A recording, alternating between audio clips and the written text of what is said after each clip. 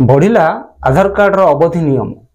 हाँ आज्ञा, टाइटल और थंबनेल रो आपण माने भाबिथिबे जे कि आधार कार्ड रो अवधि समय मात्र 7 दिन रहिला बोली एमती काहेकि लिखा आइछे। बोध होय आपण मानकर मन नथिबो विगत 2024 मास सेप्टेम्बर मास 14 तारिख रो शेष डेट बोली हमर ओडिसा गवर्नमेंट डिक्लेयर करथिला आपण मानकर आधार को किछि जदी गलत थाए बा कोनोसी भ्रम थाए ताको आपण माने सठिक करबा पाए। सो से हिसाब रे सेतबड़ समय रे समस्त हिताधिकारी माने निज निजर कोन आधार कार्ड को सठिक समय रे कोनोसी भाव रे अपडेट करि पार नथिले, सेथि पई आउरी 3 मास अवधि समय घुंचाई दिया जायथिला। हाय हेलो नमस्कार, मु सूर्यकांत पुन थे स्वागत जणुछि आपण मानको हमर ए Odia technical YouTube channel Odia tech Guru को। बढ़िला आधार कार्ड रो अवधि समय।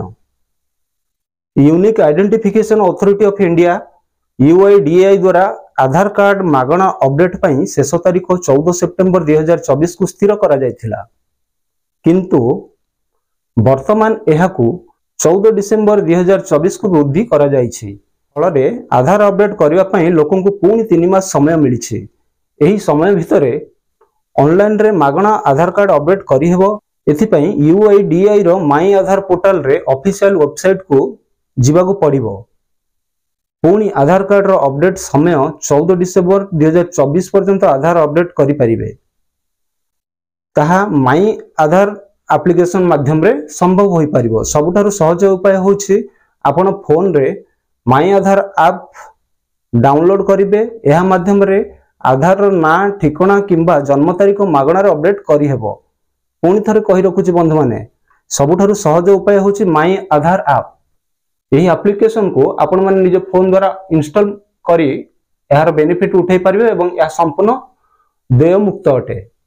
एथिरे लॉगिन करी आवश्यक तथ्य प्रदान कले आधार रे थिबा मोबाइल नंबर को एक ओटीपी आसीबो। एही ओटीपी प्रदान करी अपडेट प्रदान करा जाय परिबो। ऑनलाइन रे अपडेट पई UIDAI रो ऑफिशियल वेबसाइट https uidai.gov.in को लॉगिन करबा को हेबो। मूल पृष्ठ रे माई आधार पोर्टल को जाई एवं पंजीकृत मोबाइल नंबर रे प्राप्त ओटीपी व्यवहार करी लॉगिन करबा को हेबो। विवरणी जांच करी जदि यह सठिक अछि तबे उपयुक्त बॉक्स रे टिक करबा को हेबो। जदि सूचना भूल अटे ड्रॉप डाउन मेन्यू रु परिचय डॉक्यूमेंट चयन करी डॉक्यूमेंट अपलोड करबा को हेबो। एही डॉक्यूमेंट JPEG एवं PNG एवं PDF फाइल भाव रे अपलोड करि हेबो। मागणा आधार अपडेट सेवा केवल ऑनलाइन रे ही उपलब्ध। आधार कार्ड रे कोनोसी प्रकार अपडेट पई आधार केंद्र को गले निर्दिष्ट देय देबा को ही पड़ी थाए, किंतु अपडेट जेपरि कि आईरिस किंबा बायोमेट्रिक डाटा अपडेट केवल आधार केंद्र ही करा जाय परिबो। तेबे बंधु माने एहा थिला आधार कार्ड रो अपडेट को नै बड़ खबर।